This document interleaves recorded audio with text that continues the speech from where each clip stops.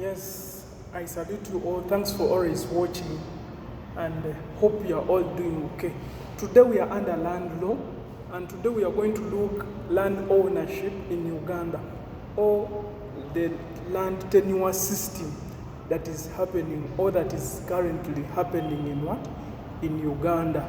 So basically here what you have to bear in mind, since the constitution is the grand norm, what we have to bear in mind that we are gaining all our authorities from Article 237 of the Constitution, basically. That's where we are gaining our authority. When you read Article 237, it provides for land ownership in Uganda. And it provides for land, how land is being owned. We have four systems. We have the Freehold system, land tenure system. We have the Leasehold. We have the Customary and the Mailo land tenure system. Basically, I'll first with the Freehold. And for the Freehold, I'll give you some of the history or some of the history where the Freehold comes from. Understand? However much we shall also look at the background of these land tenure systems in Uganda. Where did the background come? You know, actually in Uganda, land was an issue. Even up to date, land is still an issue. But some time back, it was a serious issue, you get, which needed to be what? Addressed. So basically, we shall start with the Freehold land tenure system. The Freehold land tenure system is provided under Section 3, subsection 2 of the Land Act. That is the Freehold land tenure system. What do I mean by freehold? Freehold, basically, it means whereby you have the rights, you have the you have all rights on your particular land. You can lease, you can mortgage, you can sublease, you can rent, anything that you can do on land. That is the freehold land tenure system. But historically, the freehold came from what they call the crown land. This is where the freehold land tenure system originated from. However much we shall see more when you go to the origin or the background of these land tenure systems. So you have the freehold, which is under Section 3, Clause 2. But however, we have some different types of the freehold. We have the freehold that was created by the Crown's Land Ordinance of 1903. That is the freehold that was created under the Crown's Land Ordinance. What do I mean? These are types, you get. Remember here, this freehold, as I told you, that it originated from the crown land, you get. If it originated from the crown land, which means, what you have to bear in mind, the governor was the one in charge of this land. So it was created whereby the governor gave land to everyone on the freehold tenure system. Not until 1915, where these white people now were given land on lease. You get, it stopped until 1915. You get, that is the freehold under the Crown's Land Ordinance. You get, however much this one is still doesn't exist anymore. Just I'm trying to give a background of these things where they came from. Then we have the adjudicated freehold. What do I mean by the adjudicated what? Freehold. The adjudicated freehold, what you have to bear in mind, or what you have to put in mind, is that this one was brought in by this white man, or the white man. You get? Remember, and it was in 3 districts by then. Chigezi, Gishu, and Ankole. You understand? Through the pilot schemes that were brought by the white man. This provision was brought by these white people, or by the protectorate The protectorate government. In the issue that they told these people, go and register your land. You get? So when they told these people to go and register their land, the people refused. You understand? They refused, saying that this white man, remember the crown land was for the white people. They told them register their land. Those people that were in Customary, what and what. But the people refused on grounds that they thought this white man had wanted to overlap them. However, they told them to register their land, to get land titles of their land. But due to the fact that in the due course in 1955, basically due to the rampant competition for boundaries, the records that was there for struggle of land. The people in these three areas, Chigezi, Bugishu, and Ankole, were forced to go and register their land, and they were given land titles. You understand? And those titles portrayed that they were owning land under adjudicated what? Freehold system. You get? So basically bear that in mind. It was under pilot what? It was called the pilot scheme. It was brought by the white people. Then we also have what they call the native freehold. What do I mean by the native freehold? Remember, under the native freehold, let me give a brief background, what you have to know about a native freehold. A native freehold came in a way that the crown land, remember, land was divided into mile and crown land. So the crown land was the mile was for the king, the Uganda. Then the crown land was left for the white man. I don't remember, the crown land was the biggest because it had other tribes or other tribes basically. So this native freehold, this was created by the colonial government in a way that they had to give Toro and Ankole. Actually, they gave Toro and Ankole.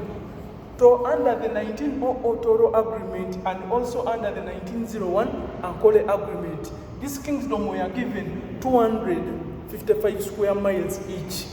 However much even these chiefs were given 125 square miles, those chiefs. Bear that in mind. You get?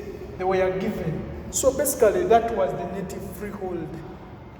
This white man thought even this kingdom needed land. So they gave them land. In the due course, I can give you a history of how things moved. Even the white people were given land. When you read, the white people were also given land in a way that when you read section 33 of the Crown's Land Ordinance, you get section 33 of the Crown's Land Ordinance of 1903, they gave people land. And remember, even that Crown's Land Ordinance, it didn't mandate or provided power to the colonial or to the governor to evict you at his own convenience. You understand? At any time, he could relocate you to another area. So it was a disservice, and it was provided under the Crown's Land Ordinance, section 33. You understand? But in the due course, this Crown's Land Ordinance was abolished, and they brought what they call the Public Land Act of 1962 to reshuffle or to make amendments on the provisions that were in the Crown's Land Ordinance. But however, even the Public Land Ordinance was also abolished, and they brought the 1969, still the Public Land Act. The Public Land Act. This Public Land Act, for it provides that someone couldn't be evicted, you understand, without his consent. The native cannot be what? Evicted. But in the due course, they brought the Land Reform Decree. As we shall see, this is a big topic, the Land Reform Decree by 1975. It is a big topic. We shall see it in details. But I was giving you just a flow of the freehold land system that we have currently. So it was brought whereby someone couldn't be evicted without his or her consent. This Land Reform Decree put land in the state, you understand, by state, because by this time we had independence.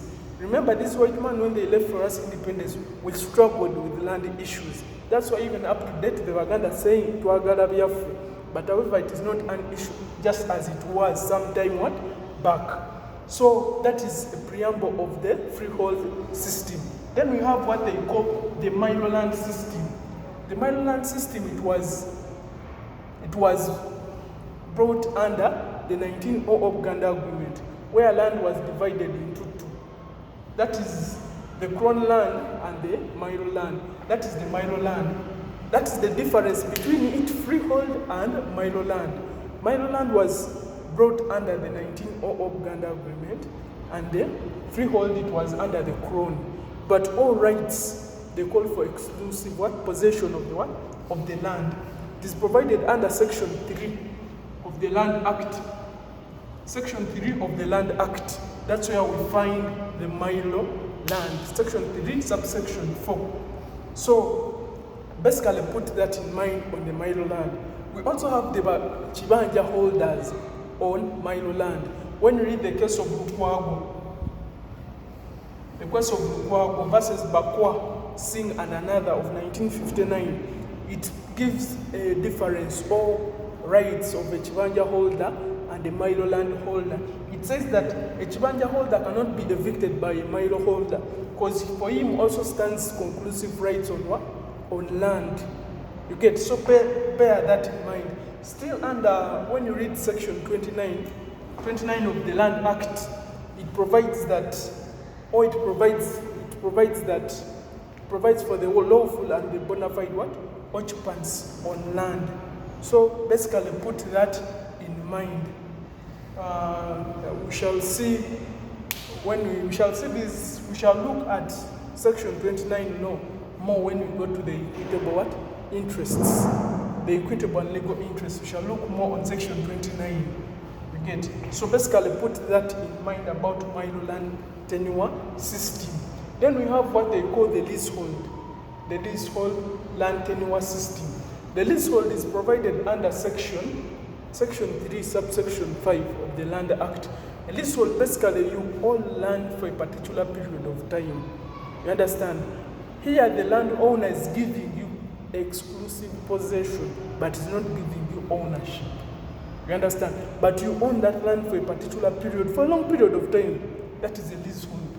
And basically what you have to bear in mind that the only form of ownership a non-citizen can attain land, it is leasehold. Only it is under leasehold system. You understand? A non-citizen, when you read section 41, subsection 3 of the Land Act, provides that a non-citizen can hold land not more than a period of 99 years under leasehold system.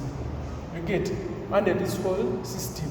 But a leasehold starts from 2 years, a period of 2 years, and not exceeding a period of 99 years.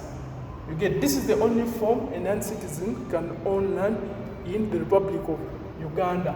Then when you look even in the section 15 and 16 of the Crown's Land Ordinance of 1903, it says, it's changed actually, to give powers, or the non-citizen were to attain land through lease for purposes of development, to develop that land.